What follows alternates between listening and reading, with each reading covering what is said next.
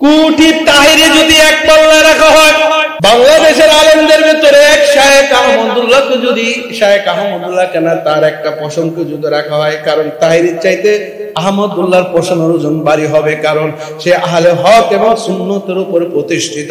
তার দ্বারা বেদাত বন্ধ হয়, সুন্নত চালু হয়, তার দ্বারা গোমরাহি বন্ধ হয়, মওলার পরিচয় পায়। আর এক বন্ধ তাহিরি আল্লাহর পরিচয় বন্ধ করে শিরক বিদআত মাজার পূজারি গান বাজনা চালু করে। কথা কোন ঠিক কিনা? বন্ধ তাহিরি শিরক চালু করছে, আর শায়েখ আহমদুল্লাহ মানুষকে দান খায়রাতের নিয়াত জিনিস চালু করছে। বন্ধ তাহিরি মানুষদেরকে জিকির নামের শয়তানি শিক্ষা দিয়েছে, আর শায়েখ আহমদুল্লাহ কোরআন হাদিসের সার-নির্দেশগুলা শিক্ষা দিয়েছে। বন্ধ তাহিরি এক এক করে গান বাজনা চালু করেছে, আর বন্ধ তাহিরি শিরক বিদআত গান বাজনা হওয়ার ব্যাপারে এটা তিনি চেষ্টা করছে। কথা বলেন ঠিক কিনা? साहिल से लगा दे मेरे इश्क का सफीना, साहिल से लगा दे मेरे इश्क का सफीना, आँखों से दिखा दे मुझे मक्का व मदीना, आँखों से दिखा दे मुझे मक्का व मदीना, दिखा दे या इलाही मदीना कैसे बसती है, दिखा दे या इलाही मदीना कैसे बसती है, कि जिसमें रात दिन तेरी रहमत बरसती है, कि जिसमें रात दिन तेरी रहमत बरसती है। न अमरीका न लंदन से हो उल्फत, न अमरीका न लंदन से हो उल्फत, हमी उशाक काबा करो खुदाया, हमी उशाक काबा करो खुदाया। न जर्मन से न जाफा से हो निस्बत, न जर्मन से न जाफा से हो निस्बत, हमी मस्ते मोहब्बत कर खुदाया, हमी मस्ते मोहब्बत कर खुदाया। ला इलाहा इल्लल्लाह, ला इलाहा,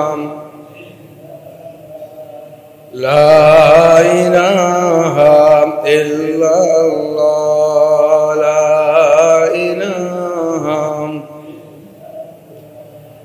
ला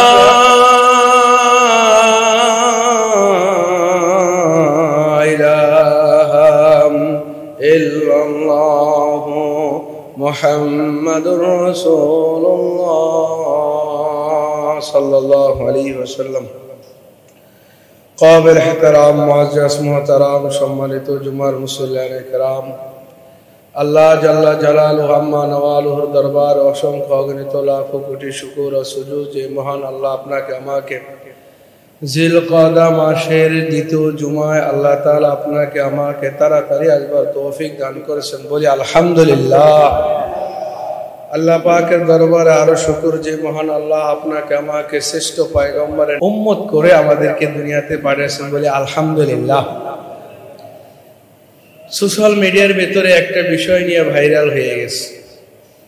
শায়েখ আহমদুল্লাহ সাহেবকে কেউ প্রশ্ন করেছিল, নবীজি দুনিয়াতে আসার পরে নবুয়তি পেয়েছেন 40 বছর পর, তো নবীজি এর আগে কোন ধর্ম পালন করেছিলেন, তিনি কি নবী ছিলেন কিনা, এই ব্যাপারে তিনি প্রশ্নের জবাব দিয়েছিলেন যে হ্যাঁ, নবীজি দুনিয়াতে আসার পরে নবুয়তের আগ পর্যন্ত তিনি ইব্রাহিম আলাইহিস সালাতু ওয়াস সালামের ধর্মের অনুসারী ছিলেন।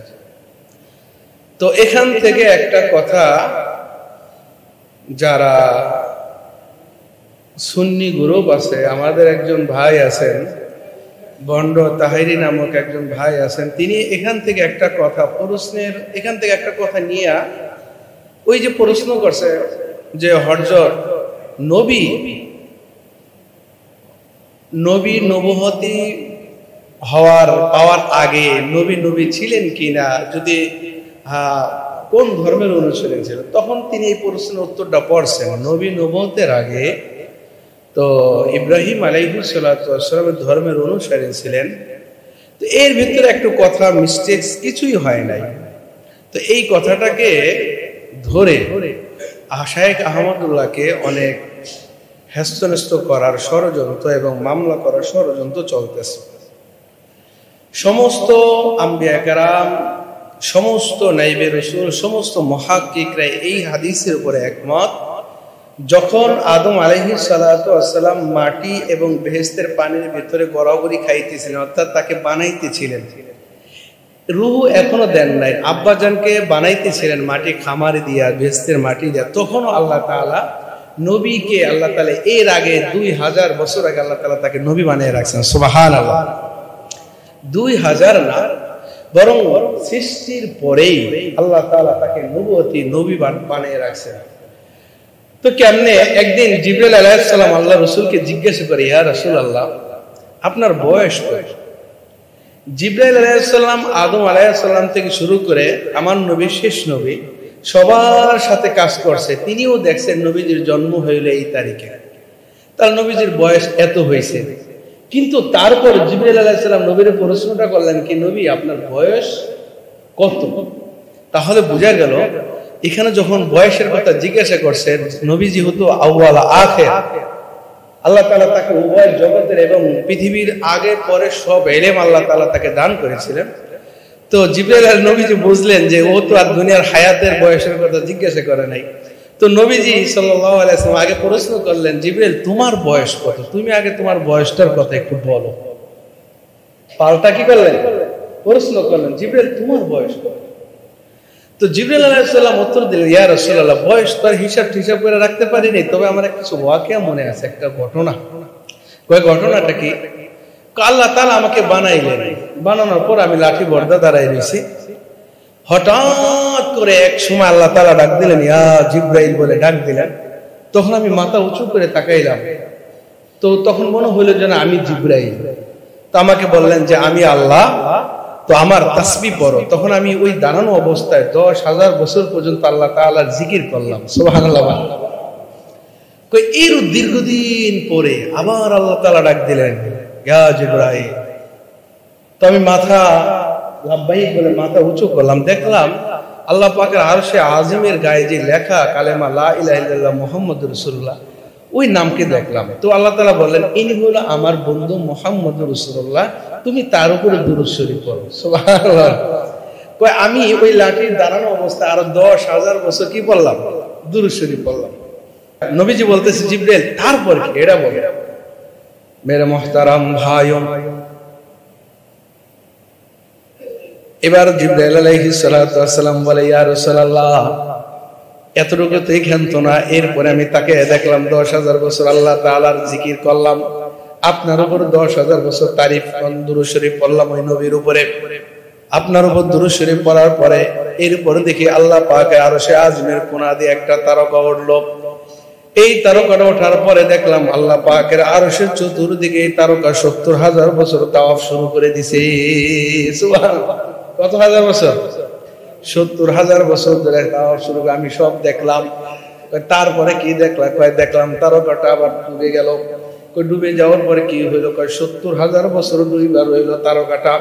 70,000 বছর যখন কমপ্লিট হয়ে গেল, আবার এই তারকাটা ওঠে আল্লাহ পাকের আরশের কোণা দিয়ে ওইটা আবার 70,000 বছর তাওয়াফ করে, আবার দুইবার থাকে 70,000 বছর।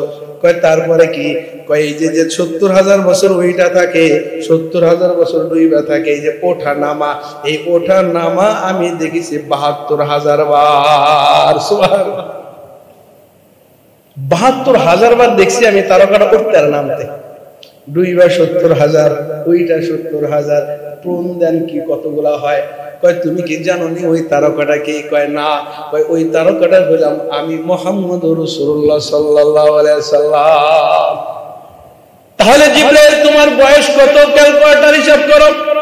তার আগে আমার মাওলা আমারে বানাইছেন, সবার আগে আমার মাওলা আমারে বানাইয়া এখনো আদমকে বানাই নাই। আদম মাটি এবং পানির ভিতরে গড়াগড়ি খাইতেছিল, অর্থাৎ আদম এবং আদমকে আল্লাহ তাআলা সব জায়গার মাটি নিয়া এবং বেস্তের পানি দিয়া যখন ডইলা আদমের মূর্তি বানাইতেছিল, রূহ এখন পর্যন্ত আদমের জেহেনে দেয় নাই, রূহ এখন পর্যন্ত আদম আলাইহিস সালামের কর্ণে আসে নাই, রূহ এখন পর্যন্ত আদমের চোখে আসে নাই, বডির কোন পার্টসের ভিতরে রূহ আল্লাহ তাআলা ঢুকায় নাই। ভাই এর আগেও আমার মাওলা আমার নবী বানায়া রাখছে। সুবহানাল্লাহ। বানাইছেন সবার আগে, পাঠাইছেন কবে আগে? সবার শেষে। মেরে মুহতারাম ভাই, কোন আলেমে এই নবীকে নবী হওয়ার ব্যাপারে অস্বীকার করে না, কিন্তু তাহিরি মাকরা সাহেব বেশি বুজুর্গ, বেশি নবীর প্রেমের ভালোবাসা দেখাইতে যাইয়া শেখ আহমদুল্লাহকে যেমনি ভাবে তিনি হেনস্থা করা শুরু করেছেন, এটা মোটেও খারাপ হবে না। এক শেখ আহমদুল্লাহ যদি থাকেন তাহলে যুবকদের জন্য আর কিছু লাগে না, বৃদ্ধদের জন্য আর কিছু লাগে না, কোটি কোটি প্রশ্নের জবাবের জন্য শেখ আহমদুল্লাহ যথেষ্ট। আর একটা কোরআন সুন্নতের জন্য একটা প্রশ্ন যদি গণ্ড তাহেরিকে করা হয় তাহলে দেখা যাবে উনি কিয়ামত পর্যন্ত কিতাব মোতালা কইরা এই প্রশ্নের জবাব দিতে সক্ষম হবে না। কথা বলেন ঠিক কিনা? পার্থক্যটা এতটুকু, বন্ডে তাহেরি বেদাত চালু করছে, শেখ আহমদুল্লাহ সাহেব সুন্নত চালু করছে, বন্ড তাহেরি শিরক চালু করছে, আর শেখ আহমদুল্লাহ মানুষকে দান খায়রাতের জিনিস চালু করছে, বন্ড তাহেরি মানুষদেরকে জিকির নামের শয়তানি শিক্ষা দিয়েছে, আর শেখ আহমদুল্লাহ কোরআন হাদিসের সান্নিধ্যগুলা শিক্ষা দিয়েছে। বন্ড তাহেরি এক এক করে গান বাজনা চালু করেছে, আর বন্ড তাহেরি শিরক বিদআত গান বাজনা হওয়ার ব্যাপারে এটা তিনি চেষ্টা করছে। কথা বলেন ঠিক কিনা? কোটি তাহেরি যদি এক পাল্লায় রাখা হয়, বাংলাদেশের আলেমদের ভিতরে এক শেখ আহমদুল্লাহকে যদি শেখ আহমদুল্লাহ কেন তার একটা প্রশংসা যদি রাখা হয়, কারণ তাহেরির চাইতে আহমদুল্লাহর প্রশংসার ওজন ভারী হবে, কারণ সে আহলে হক এবং সুন্নতের উপরে প্রতিষ্ঠিত। তার দ্বারা বেদাত বন্ধ হয়, সুন্নত চালু হয়, তার দ্বারা গোমরাহি বন্ধ হয়, মাওলার পরিচয় পায়। আর এক বন্ড তাহেরি আল্লাহর পরিচয় বন্ধ করে শিরক বিদআত মাজার পূজারি গান বাজনা চালু করে। কথা কন ঠিক কিনা?